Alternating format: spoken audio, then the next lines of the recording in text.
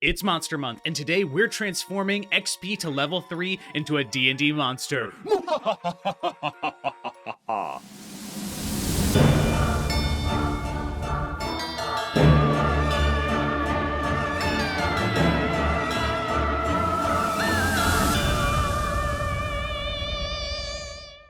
Look into my eyes. I don't know why my glasses reflect the green screen. That's a light, so I don't know what's going on. Today, we're transforming Jacob Buds, or better known as XP to level 3, into a D&D monster. He's been running the XP to level 3 channel for over 6 years at this point, and he does a lot of different types of videos. He does how-to videos, what if video games were in D&D, and then just some general funny skit videos that all of us D&D players can relate to. One of my favorite videos of XP to level 3 is when they went on D&DBeyond and they scrolled through some of the lowest rated spells. I am an avid D&DBeyond user, and even I dare not tread into the dark depths of the home brewery that is cooked up on that platform.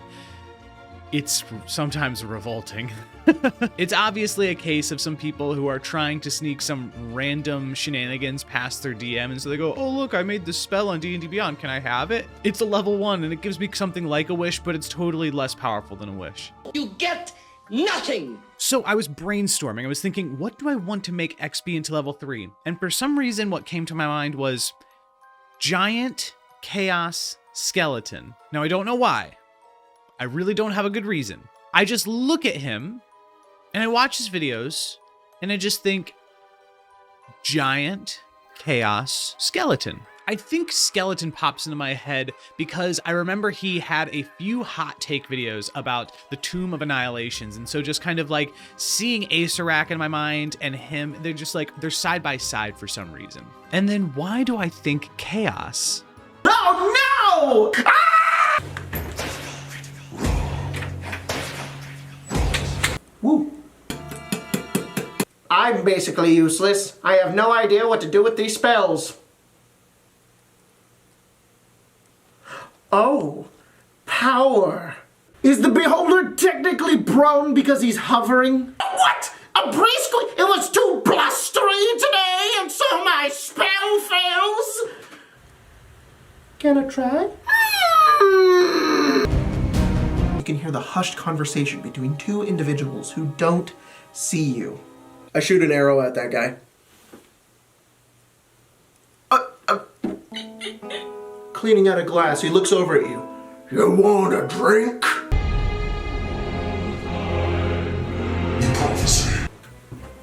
Oh no! I'm gonna burn a hole in my head if this thing like hits the light the right way.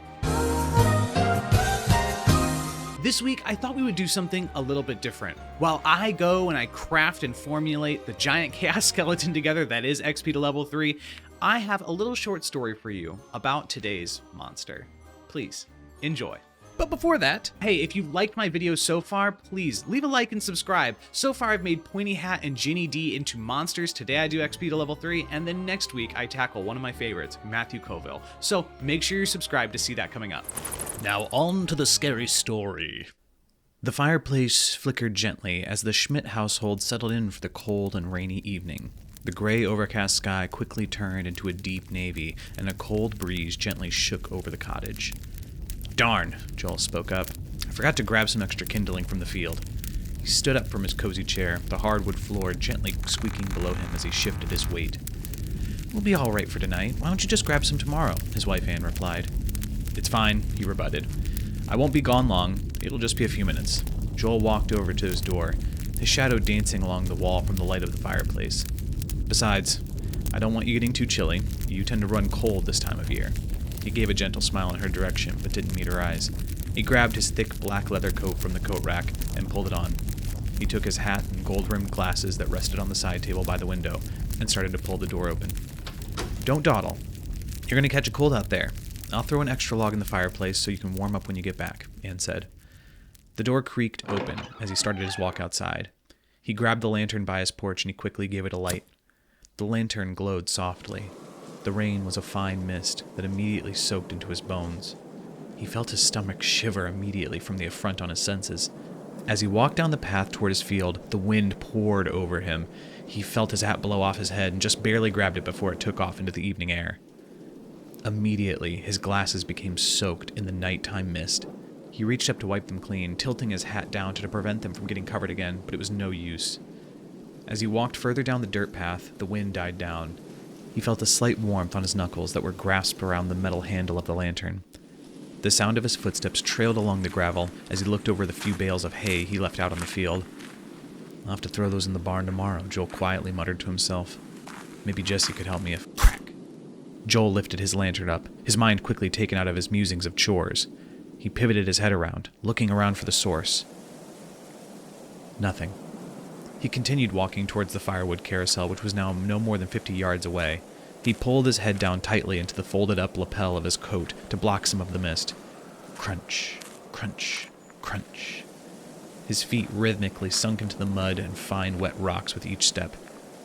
Joel approached the firewood carousel, his lantern building the shape as he stepped closer. He bent down to a wicker basket he left beside the base of the firewood, and he started to load it with an assortment of smaller kindling he'd left out earlier that day. The wet sticks and twigs felt slick as he quickly laid them to rest in the basket. Snap! Joel's head sprang up. He looked towards the forest's edge and raised his lantern. The rusted metal made a squeal as he raised it above his head. "Who's there?" Silence. Joel meekly stood up. It was incredibly quiet. The rain had stopped and the wind refused to howl. There were no crickets, no birds, nothing making a sound. The glow of the moon shone through the clouds above as if they were a ragged and worn blanket. Joel appreciated the moonlight as he lowered his lantern, squinting as he looked into the deep umbra of the woods. Then suddenly a deep rumbling hum flooded the air. The ground shook with a thud, and then again, and then again. Joel's heart started pounding. He started running back toward his house. Crunch, crunch, crunch, crunch, crunch, crunch, crunch, crunch. His feet pounded into the gravel. The ground shook so hard it felt like an earthquake slammed below his feet. He stumbled and dropped his lantern. Crack! It fell to the ground. Joel took one step forward, and then in a split-second decision, turned on his heel to quickly take the lantern. He quickly reached out for the extinguished lantern. He looked down at his hand extended toward the lantern bathed in the pale moonlight. A shadow fell over him. Something stood tall, eclipsing him from the moonlight. Joel's head looked up, and there he saw it, standing 20 feet tall above him. The clouds rolled over the moonlight. The hum grew louder. It's alive!